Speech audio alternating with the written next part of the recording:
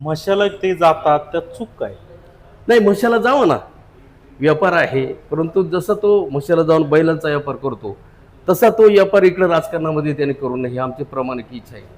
आता तुम्ही 10-15 नाही, आपण वर्षामध्ये फक्त मशाची हे करू, हा, कारण की तुम्ही मशाला- टीका केली का मशाला म्हशाला जाता? त्यांनी जावं. दरवेळेला आमची नावं द्यायची कार्यकर्त्यांची. मागच्या वेळेला एक असा काळा बांडा बैल लागला, काळ्या 2.5 लाखाला खपवला, पोपट्या 2 लाखाला खपवला. आता वास्तविक ती जी बैल असतात, म्हणजे जी अगदी अतिशय पट्टीच्या गाडीची, ती बैल म्हशाला कधी जात नाही तुम्हाला सांगतो. आणि फार तर 1 लाख 1.5 लाखापर्यंतच्या किमतीचे बैल जातात. पण हा एकदम खोटा बोलतो. आता वास्तविक तो जो 3 का 4 लाख रुपयाला बैल गेला असं सांगतो. प्रत्यक्षात तिथं जे व्यवहार करणारे होते ते म्हणले 1,51,000ला तो बैल गेलेला आहे. परंतु इकडं लोकांना सांगते 3 लाखाला 3.5 लाखाला विकला. म्हणजे ही त्याची जी खोटं बनवण्याची पद्धत आहे ती योग्य नाही. आणि वास्तविक पाहता आता त्याच्या आधी एक व्हिडिओ आला होता, एक बांडा बैल होता. तो आपले विलास नवले व्यापारी त्यांच्या मुलांनी तो खरेदी केला होता. तो बैल त्याच्या त्या रावटीवर नेला आणि तो बैल विकल्याचा दाखवला. वास्तविक त्या बैलाचा आणि म्हणजे त्याचा अर्थार्थी काही संबंध नाही. फक्त कुठंतरी व्हिडिओ काढण्यापुरता, व्हिडिओ दाखवण्यापुरता. तर हे उद्योग जे त्याचे आहेत ते योग्य नाही ना. आणि म्हणून खऱ्या अर्थानं पण आता समजा व्यवसाय करतात ते, समजा 2 पैसे नफा घेणार किंवा काहीतरी त्यांना काय व्यवसाय करायचा, खरं बोलून तर चालत नाही. त्याच्यामध्ये समजा ते काही बैलाचा व्यापार जास्त नफ्याने घेतला किंवा कमी विकला तर हरकत काय तुम्हाला? नाही, आमची काय हरकत नाही ना. पण त्यांनी ते जे असं बनवटगिरीचे व्हिडिओ टाकतो, पुढं आमच्या नावाने टाकतो, पुढाऱ्यांच्या नावाने जाणून आपण त्यांना तर हे माशाच्या याच्यामध्ये समजा त्यांनी कोणता बैल कितीला घेतला, कितीला विकला, व्हिडिओ टाकले, त्याच्यात गैर काय?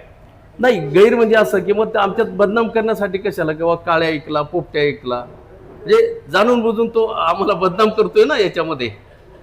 किंवा समाजामध्ये आमची प्रतिमा कुठेतरी डागळावची, काळ्या ऐकला, पोपट्या ऐकला. मग याच्यात गैर काहीच नाही ना.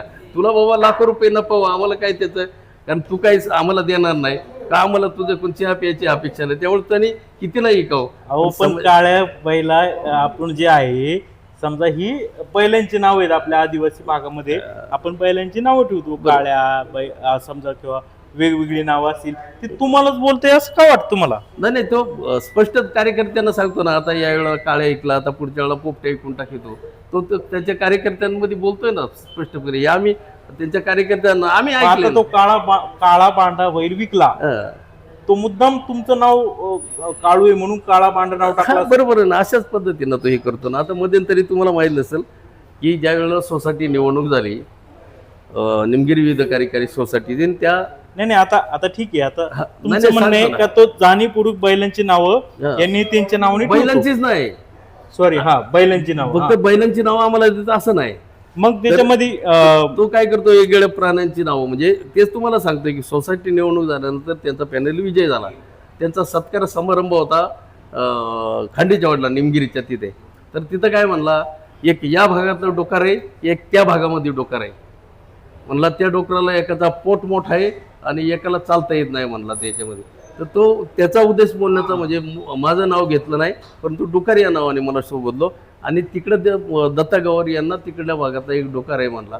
तर तो असं वेगवेगळी नावं देतो. आता तो प्राणीवाचक नाव. आता तितक्या खालच्या पातळीवर जाऊन आमच्या सारख्याला बोलणं काही योग्य वाटत नाही, कारण आम्ही शिकलेले समाज. तो तुम्हाला राग आहे? समजा बैलांना काळा पांढरा म्हणजे तुमचं नाव जाणून बुजून अशा पद्धतीचं नाव देणं योग्य नाही ना. तुम्ही पण एखादा बैलाचं नाव देवराम ठेवू शकता की? नाही, कसं आहे, तो देतो म्हणून आम्ही देणं ते योग्य नाही वाटत आम्हाला. पण ते तुम्हालाच तुमच्याच नावाने ठेवू. आता काळा बांडा जो बैल आहे नवी मुंबईमध्ये त्याच नावाने फुल फेमस झालाय. आता याचा अर्थ असा नाही की तुमचं, बरं दत्ता नावाचा बैल नाही, मारुती नावाचा बैल नाही, म्हणजे काळ्या आणि पोपट्याच का, म्हणजे आज मग हे का, म्हणजे तो आम्हाला टार्गेट करतोय ना. आणि जर पोपट्या जर घेतलं तर ते पोपट रावते देवराम लांडेंच्या साईडनी, मग त्यांचं का नाव घेतील? नाही, आता तो त्यांनी कसं जुळून घेतलंय, काय झालंय, तो त्यांचा व्यक्तिगत प्रश्न आहे, तो काय आम्हाला माहित नाही. त्यामुळे आता सध्या तो प्रचारामध्ये त्याच्या बरोबर आहे. आम्हाला त्याचा प्रचार करायचा नाही, कारण ती तेव्हापासूनची जी हे आहे. आणि वास्तविक पाहता खऱ्या अर्थानं आता हा झाला आपला एक वेगळ्या प्रकारचा हे. आणि फक्त असं डुक्कर आलं ते म्हणणं तुमचं योग्य आहे.